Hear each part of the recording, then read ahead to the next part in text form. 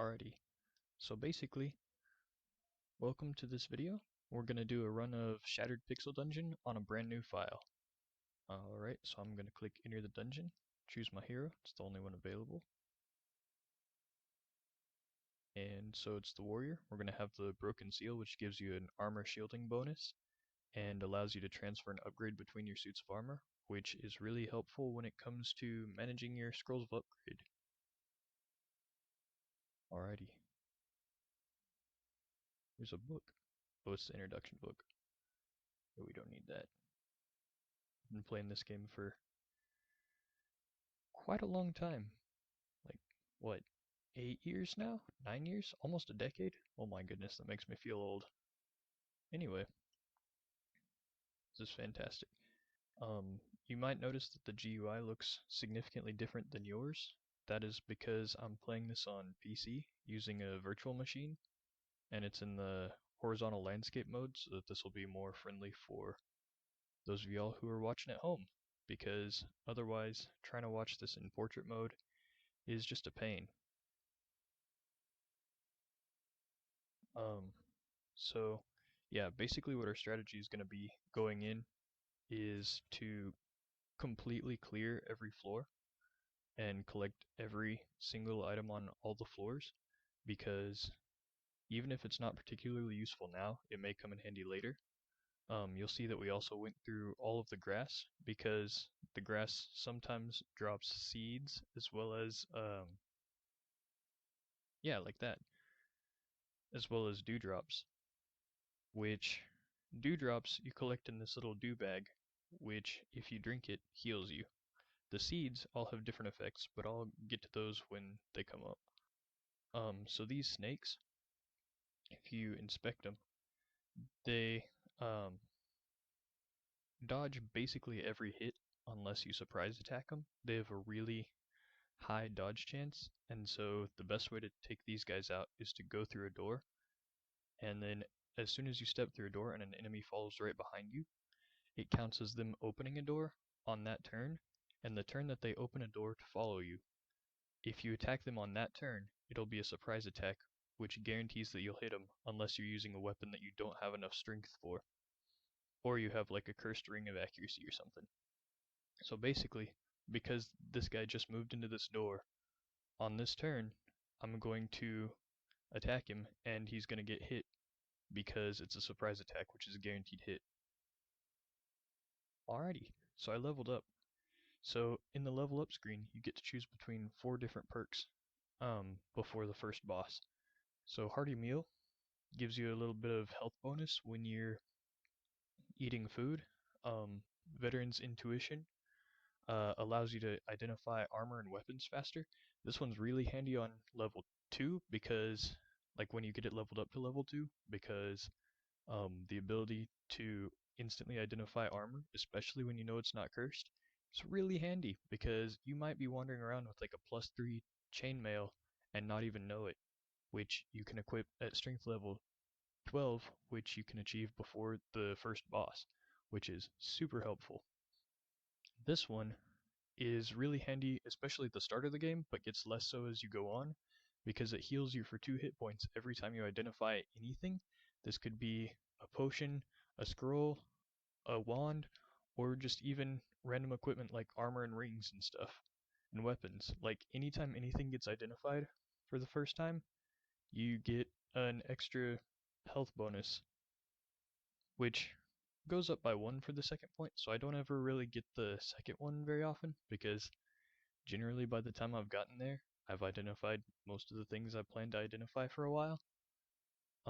But generally the one that I go for is Iron Will, because this gives you a bonus to your built-in shield, which, even though it's only 1, it doesn't seem like a lot, but that +1 constantly regenerates, and so if you don't take damage for, I think, like 5 turns or something, maybe it's 10, I don't know, I'd have to check the Wikipedia page, it'll automatically come back. And so if this battery, if you can just keep it full, that's basically free hit points that automatically heal even if you're starving, which is really handy, especially when you're doing challenge runs, which we may get to in the future.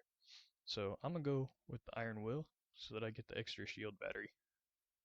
Get some more dewdrops, and that's a Stone of Intuition. Those are really handy because they allow you to try to identify a type of something. This could be a scroll, a ring, or a potion. And basically what it does is when you use it, you can click on one of those things that you haven't identified yet. It'll give you several options of what type of thing it can be. And if you guess the right one, it'll identify it for you, and you'll get to keep the stone.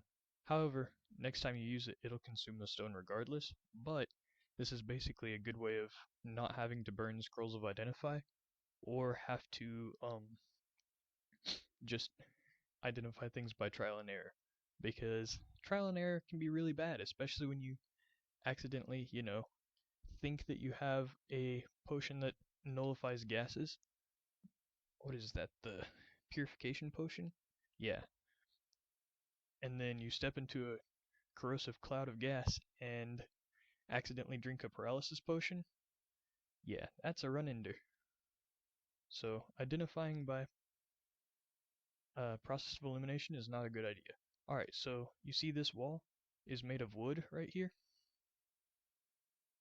This little barricade? Um, Basically, this little hint right here indicates that you're going to want to set it on fire. And because this is in the level, and I only have 2 potions this level, and one of them is a potion of healing, this one is almost certainly a potion of flame. And we can check that using our Stone of Intuition. Alright, and so here are all your options. And so I'm going to say flame because I'm pretty sure that's what it is. And so, yep, I was correct, and it has been identified. And so now we know that this is a potion of liquid flame. And so I'm going to stand a safe distance away because when I throw this, the fire is going to catch on all of this grass. Not immediately, but it'll spread 1 tile per turn. And so I just don't even want to be close because getting set on fire, especially this early in the game, really eats away at your health really fast. So I'm going to throw that. Door's on fire. I'm going to wait while it burns. And yeah, we get some bonus food. A honey pot. Honey pot's pretty cool. I don't use it too often because it can be a little difficult to use, although I might just not be really thinking about it well enough. But I mainly use it for bosses and things when I need to distract a really powerful enemy with something and then deal a little bit of extra damage on top of it. Because basically what it does is when you throw the honey pot, it breaks open and spawns a bee on top of it. That bee will guard the pot's location in about like a 5 block radius, and anything that comes within that range, it will attack. And that includes you, so that's what makes it a bit tricky to use. But if you throw this um, farther away from you than it is from the boss, or from a really strong enemy that's like about to obliterate you, and it attacks them, then that enemy will focus on the bee instead of you, and so then you can have time to get away, or sneak in some extra damage, or whatever you need. It's really good for buying time, but it's generally not great for every circumstance. It's kind of a niche item. Um, there is, when you get the broken honey pot, you can use that for some alchemy recipes. Oops, that was the wrong button. But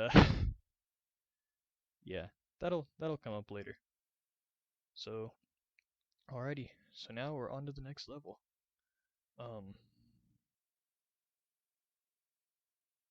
I think I'm gonna do probably 2 levels at a time per video, and then that way we can cut them up, and that way the upload time is not atrocious.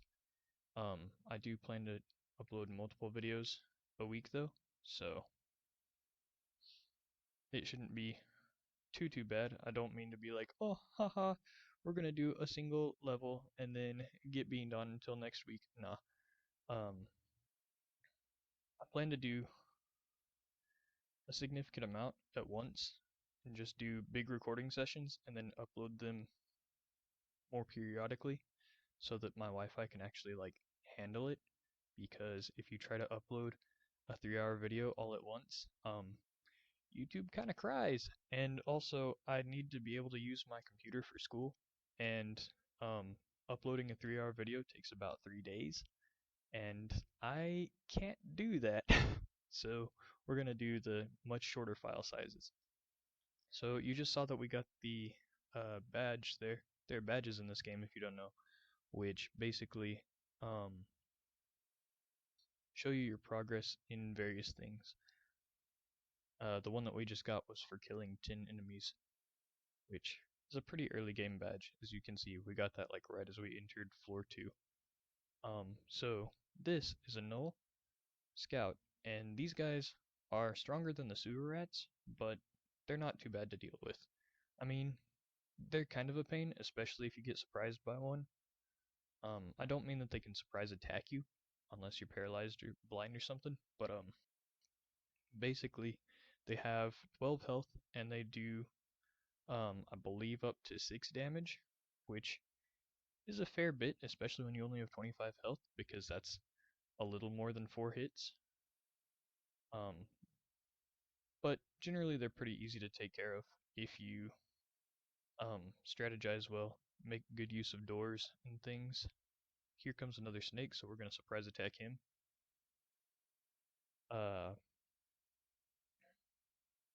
okay, so this up here says that we have an enemy, but I'm not really seeing an enemy, so I'm going to click on this, and it shows that there's an enemy right on the edge of our vision up here. This is a sewer rat.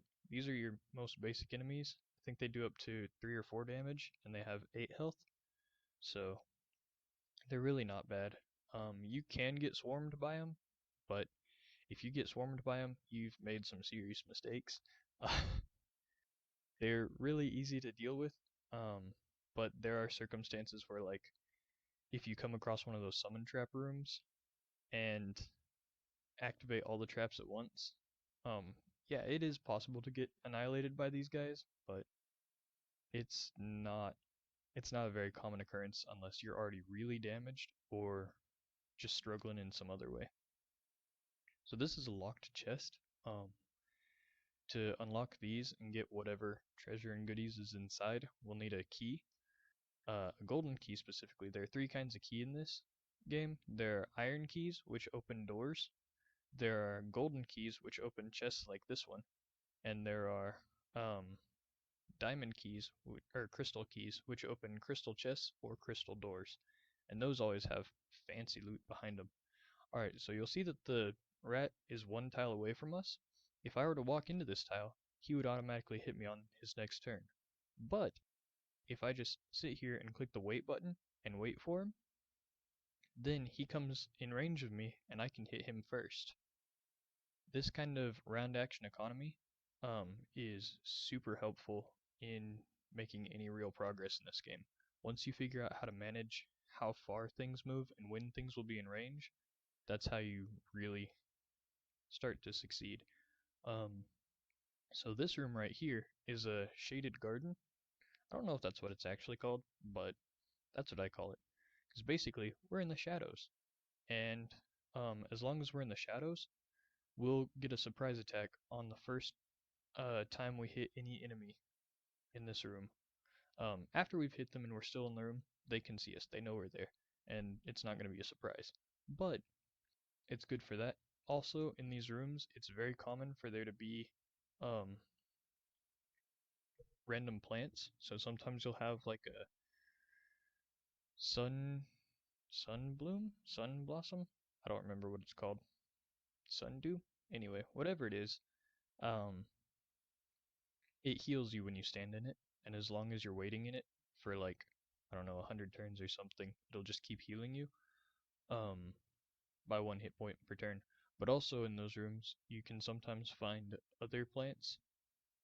See, that was a bad idea. I picked up the key when I should have run away, because the key will still be there when I come back. But because I picked it up right then, it gave him the opportunity to smack me. It doesn't really matter because I have a lot of health right now, but if I make mistakes like that in the future, that could really cost me. Um, yeah, so I just did so many surprise attacks in one game. It's only 10, which realistically is not that much, especially if you're playing intentionally and are trying to make the most of every opportunity. But as a result of that, I got a badge and unlocked the rogue character, so we'll be able to do that on future runs. I'm gonna be real, I'm not nearly as good with the rogue as I am with the warrior, but you know, we'll see. We'll see what that is when we come to it. So we have two gnolls. You'll notice instead of fighting them in the room, I led them through a hallway into a door, and then I'm standing in such a way that only one of them can attack me at once. This is very important. If you get surrounded and people are hitting you from multiple sides, then every time you attack once, they're attacking one turn for each of them, and that can really add up fast because, like I said, if they do max damage, it would take 3 turns before I'm completely dead, which is really fast. Like, I can't kill both of these guys in 3 turns. I might kill one of them in 3 turns, but that's not enough. So, um, yeah, it's really important to manage things like that because you've always got to be thinking in this game, how many turns do my enemies get and how many turns do I get to do what I'm trying to do? So we're going to finish off these guys real quick. And then because we have a golden key, we're going to open this chest and see what it is. Oh, nice. Some fishing spears. So you can add this to your quick slot, which is really nice. So now I can just use these at will. Oh, also I just noticed I'm starving. This is not good. This is the point at which you're going to want to eat food. Because in this game there's a food and hunger system where you'll be hungry for a while after not eating food for quite a while and doing things. Or sometimes even if you're just sitting there, but that doesn't come up too often. But if you're hungry, it's fine. It doesn't have any real negative effects. If you're starving, however, you lose 1 health every like 30 turns, and then I think it goes up to 20 at some point. Either way, it's really bad because it also cancels out your passive regeneration, because when you're full of food or just hungry, you still regenerate health kind of slowly, but you do. And so just over time, you'll regenerate health. When you're starving, you won't, and instead you'll just lose health every now and then, randomly, for no reason other than that you're starving. This is really bad because, yeah, you can just die from that, and it cancels out your passive regeneration, so there's no way around it. So I'm gonna go ahead and eat one of my food rations. I have 3 because I've been saving them up because I know that just being hungry is no real issue. So I pretty much only eat when I'm starving, unless there's some bizarre extenuating circumstance. But yeah, you'll see that throughout this run.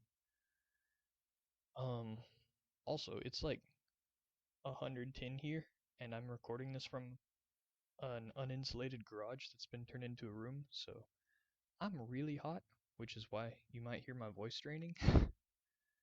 But yeah. Also, you'll notice that even though we don't have the strength requirement for these, we were still able to kill that rat on the last turn. Well, not the last turn, but like the last major thing we did. That's because even when you don't have the strength requirement for things, it doesn't make you unable to use them. It just makes it so that it's less likely that it'll succeed. But because my strength is only 1 below these, and these are pretty accurate anyway, um, there's still a decent chance that I'll hit these guys. But it's also possible that I'll completely miss or they'll block or something. Also in this game, this kind of bothers me because it didn't used to be this way. Um, well, actually, no. I like it better than the way it was, because the way it was is ranged weapons had single use, which was frustrating. But now they have multiple uses, but then they'll break. So you'll see that this one has 7 out of 10 durability, and then I'll just have 1, which is pretty good. That's enough to get us quite a ways through the sewers, if not all the way to the boss. We're getting close to filling up our dew vial, and we've nearly finished out this level, so I'm gonna go and see. Alright, here's a locked door. Let's see what's in here. Ooh, it's an alchemy room, and so we get some potions, some of these, and we get an ingredient book. This one is just the first one that you get, which is Intro to Making Potions, which just says that if you combine 3 seeds in an alchemy pot, you get a random potion. You can use specific seeds to have a better chance of getting a certain type of potion. So like, if I were to use 3 seeds of sorrow moss, I'd probably get a potion of poison gas because that's the most poisonous potion that there is. Um, I just know this because I played this game for stinking long time. But I don't have 3, so I can't guarantee that that's what I'll get. I don't know if it's in this version or if it's just in Sprouted that the last seed you put um is the one that takes priority in the chances. So like if you put 3, it'll be like 25% for the first 2 and then 50% for the last one or something like that. But or maybe it's like anyway, there's always a chance that it'll just be a random potion totally not related to your seeds. So the ratios I just gave you, totally wrong. I'm just making them up because I don't actually know. But basically, what you put in can be related to what you get out, but not necessarily. Also, we picked up this stone, which is a stone of fear. When you throw this, it will make basically all the creatures in a room um, just panic and run away from you. This can be really helpful, especially if you get like surrounded or something and you are trapped. If you throw one of these, all the people surrounding you will run away from you, which will give you a good chance to escape from that, which is really good. So we don't need to use that right now though. Um, since we have 2 of the same scroll and we're on floor 3, no, we're at level 3, but we're on floor 2. Sorry. So since we're on floor 2 and we have 2 of the same scroll, that tells me that it's probably going to be a scroll of upgrade because there's 3 scrolls of upgrade before the first boss. First boss is at level 5, but generally they give you the scrolls kind of up front. Sometimes it's later on, but it's generally pretty upfront. So I'm going to guess this is a scroll of upgrade. You don't want to use these unless you have something that you plan to carry significantly far into the game that you're trying to upgrade, if you can at all avoid it, because you only get 15 in a game total. That's how many scrolls there are in the whole game, regardless of what happens. Unless you're on the challenge that makes there be only 7.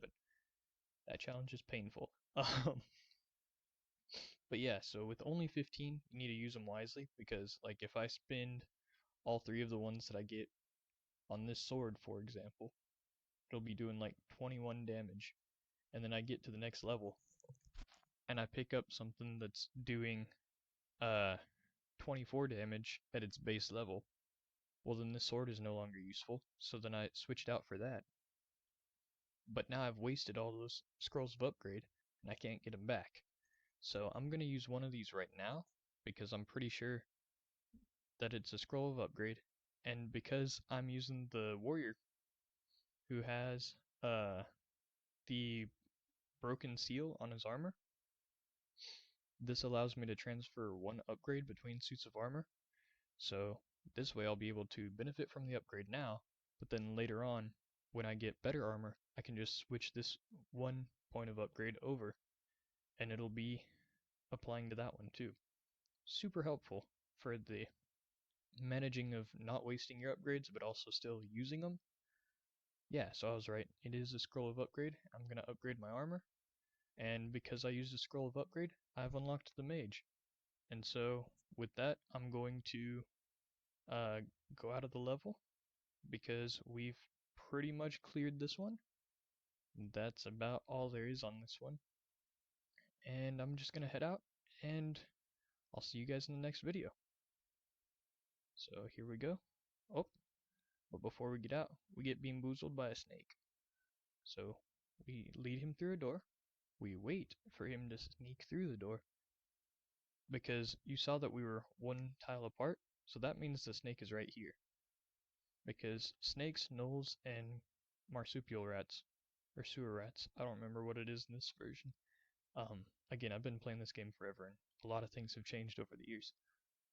But All of those enemies move one tile per turn, just like you do, and so he's going to be right here. If I push the wait button, then he will go right into the door, and I can smack him. Smack. Alright, so now he's dead, and we can move on to the next level.